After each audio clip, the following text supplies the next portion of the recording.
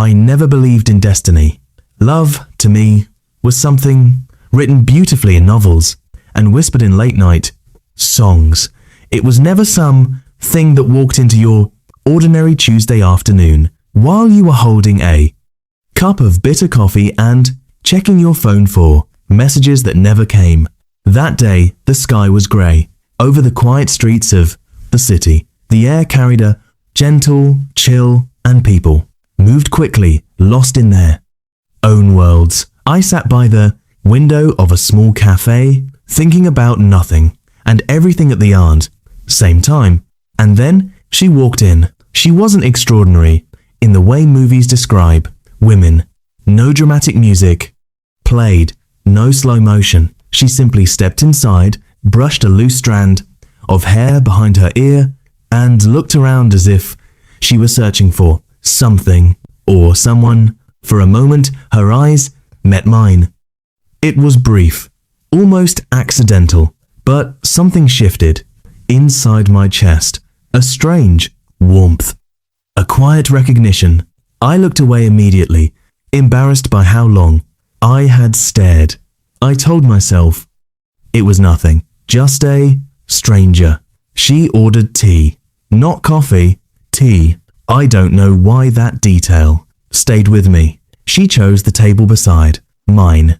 Not too close, not too far, just enough that I could hear the soft clink of her cup against the saucer. Minutes passed. I tried to focus on my phone, but my mind kept drifting toward her presence. There was something calm about her, something familiar, like a melody I had heard long ago but forgotten the words to. She took out a small notebook and began to write. Her handwriting was delicate, careful. Every word seemed important. I wondered what she was writing. A diary? A letter? A goodbye? Suddenly, a gust of wind pushed the cafe door open and a few loose pages from her notebook fluttered onto the floor. Without thinking, I stood up and helped her gather them. Our fingers touched. Just for a second. Thank you, she said, softly. Her voice was gentle, almost shy. You're welcome, I replied, trying not to sound nervous. And then it happened again. That feeling, as if my heart had known her long before my mind did. We exchanged small smiles. Nothing more, no long conversation, no dramatic introduction. But when she left the cafe, 20 minutes later, the space felt emptier than it should have. I watched her disappear into the crowd outside. And for the first time in years, I felt something awaken inside me. Hope. The unexpected return. I didn't expect to see her again. Life rarely offers second chances with strangers from cafes, but fate has a quiet sense of humor. 3 days later, I was walking through the city park after work. The sun was setting, painting the sky in soft shades of orange and pink. Children laughed near the swings. An old man fed pigeons near the fountain, and there she was, sitting on a bench, the same notebook in her hands. My steps slowed. For a moment, I wondered if I should walk away, pretend I hadn't seen her, keep her as a beautiful accident in my memory. But my heart had other plans. I walked toward her. Tea over coffee? I said lightly. She looked up, surprised. Then she smiled when she recognized me. Bitter coffee, she replied. Her memory of me made my heart beat faster. May I? I gestured toward the empty space on the bench. She nodded. We sat side by side, not too close, watching the sunset as if it had been arranged just for us. My name is Ayan, I said after a few seconds. Zara, she replied. Zara. The name felt right. We talked about simple things at first. Work, books, the weather. She loved poetry. I preferred stories. I think poetry says more with fewer words, she said, and stories allow you to live inside someone else's heart. I answered. She smiled as if she understood something deeper in that sentence. Days turned into weeks. The cafe became our silent meeting place. The park became our shared secret. We didn't plan our meetings, yet they kept happening.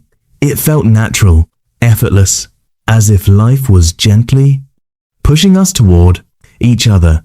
One evening, as rain began to fall unexpectedly, we ran under a small shelter in the park. She laughed as drops of rain clung to her eyelashes. "You look happy," I said, without thinking.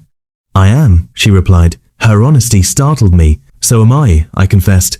And in that quiet shelter, with rain tapping softly above us, I realized something terrifying.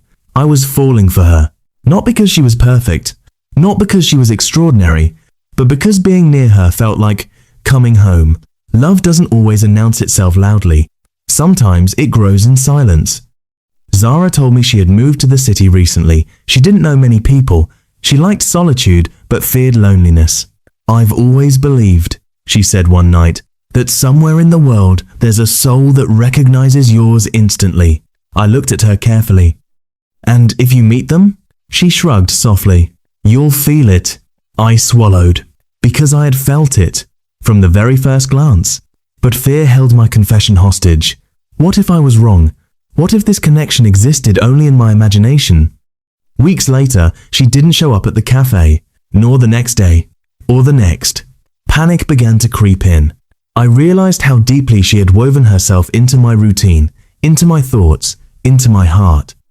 I searched the park. The cafe owner said she hadn't visited. And that was when I understood the truth. She was no longer just a stranger. She had become a part of me.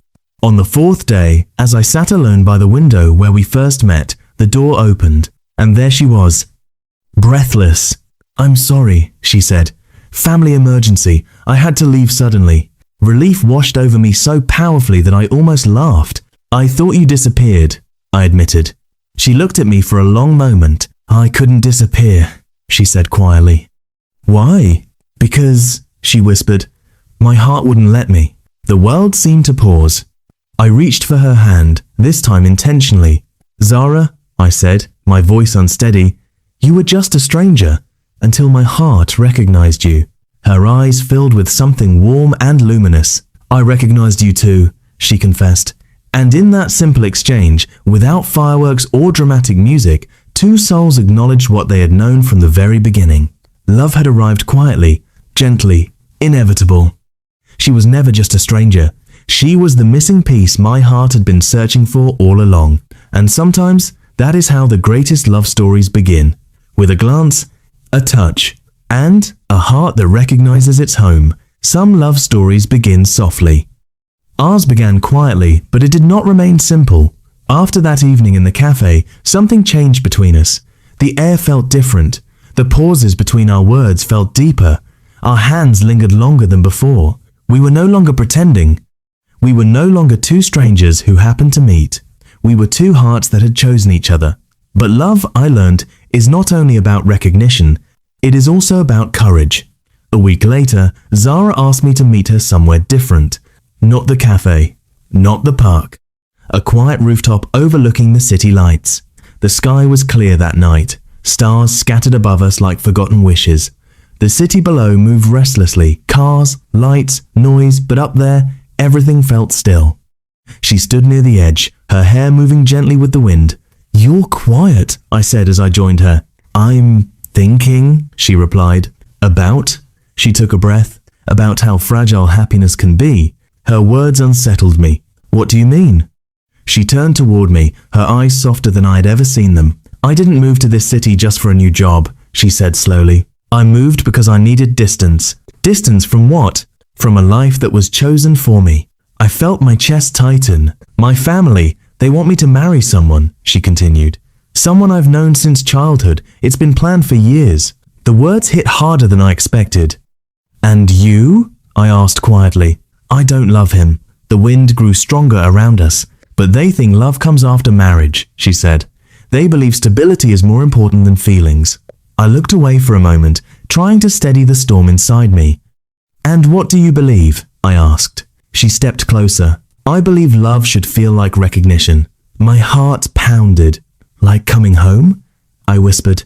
She nodded. "Yes, Silence stretched between us, not empty, but heavy. Are you going back? I finally asked. Her eyes searched mine. I don't know. That night, I couldn't sleep. Love had felt simple until reality stepped in. I thought about destiny, the thing I never believed in. If destiny existed, why would it let two hearts find each other only to place obstacles in their path? The next few days were different. Zara seemed distant, lost in thought. We still met, we still talked, but something unspoken hovered between us. Fear.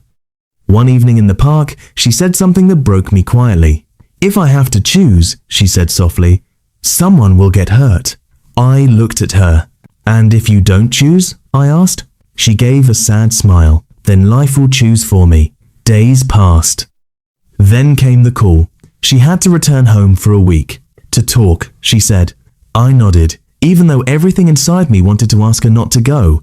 At the train station, the air felt heavy. Crowds moved around us, but we stood still. I don't want to lose you, I finally said. Her eyes shimmered. You won't, she replied. But her?